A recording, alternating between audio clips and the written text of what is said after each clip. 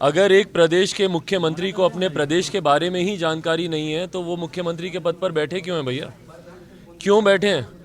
क्या सिर्फ सत्ता की मलाई लेने के लिए, या अपने भ्रष्टाचार को अंजाम देने के लिए, या अपराधियों को संरक्षण देने के लिए? भाई क्यों बैठे हैं आप? नमस्कार, आप न्यूज फॉर देख रहे हैं। मैं हूं आपके साथ वंदना।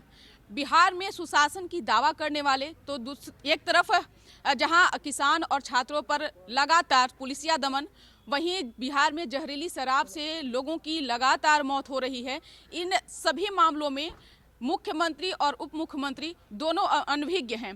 हालांकि जो बक्सर के चौसा में जो हालात बने उसको लेकर लोक जनशक्ति पार्टी रामविलास के सुप्रीमो चिराग पासवान लोगों से मिलने पहुंचे। किसानों से उन्होंने मिलकर के वहां पे बातें की है और इसी क्रम में जब हम यह सवाल चिराग पासवान से किए हैं तो क्या कुछ उनका कहना है, सुनिए आप। जो बिहार में हालात बने हुए हैं, एक तरफ नीतीश कुमार सुशासन की दावा करते हैं तो दूसरी तरफ किसान और छात्रों पर जो पुलिसिया दमन हो रहा है, तो वहीं बिहार में जहरीली शराब से भी लगातार मौत हो रही है। इस सभी मामलों से नीतीश कुमार और तेजस्वी यादव अनभिज्ञ हैं। क्या कहेंगे कि आपने भी बक्सर गया? भाई मुख्यमंत्री जी को किसी बात की जानकारी है आज तक? मुख्यमंत्री जी से किसी भी विषय में प्रश्न पूछा जाए तो उनका जवाब आता है, अच्छा हमको तो मालूम ही नहीं, अच्छा हमको तो जानकारी ही नहीं। किसी भी विषय में उनसे पूछ लीजिए। अगर एक प्रदेश के मुख्यमंत्री को अपने प्रदेश के बारे में ही जानकारी नहीं है तो वो मुख्यमंत्री के पद पर बैठे क्यों हैं भैया? क्यों बैठे हैं? क्या सिर्फ सत्ता की मलाई लेने के लिए, या अपने भ्रष्टाचार को अंजाम देने के लिए, या अपराधियों को संरक्षण देने के लिए? भाई क्यों बैठे हैं आप?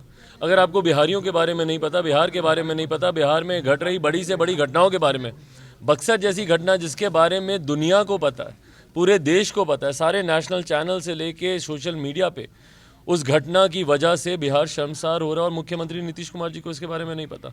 तो जब आपको पता ही नहीं तो फिर आप मुख्यमंत्री हैं क्यों भाई? और ये देखिएगा जिस तरीके की अराजक परिस्थिति उत्पन्न हो रही है, हम बार बार कह रहे हैं कि बिहार में कभी भी मध्यवर्ती चुनाव होंगे।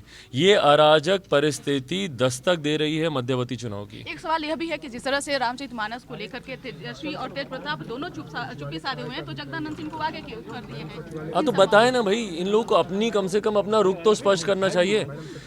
क्या ये लोग भी मानते हैं कि रामचरितमानस एक गलत ग्रंथ है?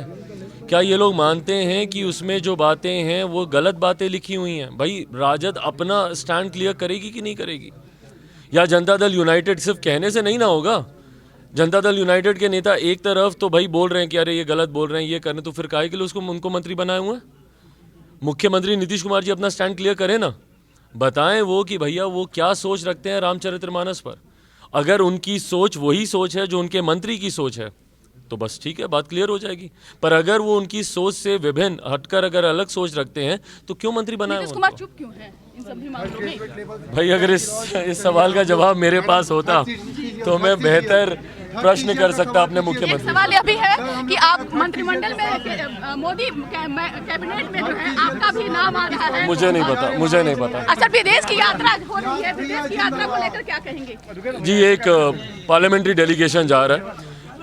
लोकसभा के स्पीकर आदरणीय ओम बिरला जी इस डेलीगेशन को लीड कर रहे हैं। 3 सांसदों का ये डेलीगेशन है, 2 लोकसभा के, 1 राज्यसभा के। कीनिया और तंजानिया के लिए हम लोग आज रात में निकलेंगे और उम्मीद करता हूं कि जिस लक्ष्य के साथ ये डेलीगेशन जा रहा है उस लक्ष्य में हम युवा होने के नाते अपना भी वहाँ पे बातों को रखेंगे। डेफिनेटली वहाँ पे कीनियन स्टूडेंट्स के साथ भी एक इंटरेक्शन है, वहाँ पे यूनिवर्सिटी में भी हम लोग का एक कार्यक्रम है।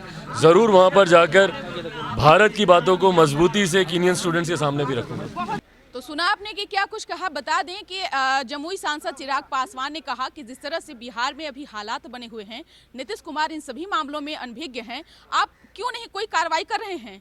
अगर आपके मंत्री इस तरह से बयान दे रहे हैं रामचरितमानस को लेकर के, सुधाकर सिंह अलग आपके सहयोगी दल के तरफ से बोले जा रहे हैं, तो आखिरकार मुख्यमंत्री क्यों इतने कमजोर हो गए हैं? अगर नहीं बिहार संभल रहा है, अगर बिहार चलाने में असमर्थ है, तो आप इस्तीफा क्यों नहीं दे देते हैं? और भी कई ऐसे सवालों को जो हमने पूछने का कोशिश किया है और उस पर चिराग पासवान ने नीतीश सरकार को तंज कसते हुए उन पर कहा कि जिस तरह से नीतीश कुमार सभी मामलों में चुप्पी साधे हुए हैं, उप मुख्यमंत्री चुप्पी साधे हुए हैं, तो आखिरकार बिहार की जनता से इन लोगों को कोई मतलब नहीं है क्या? इस कर बस इतना ही। बने रहिए न्यूज़ फॉर नेशन के साथ। तब तक के हमारे चैनल को सब्सक्राइब नहीं किया तो कर लीजिए। धन्यवाद।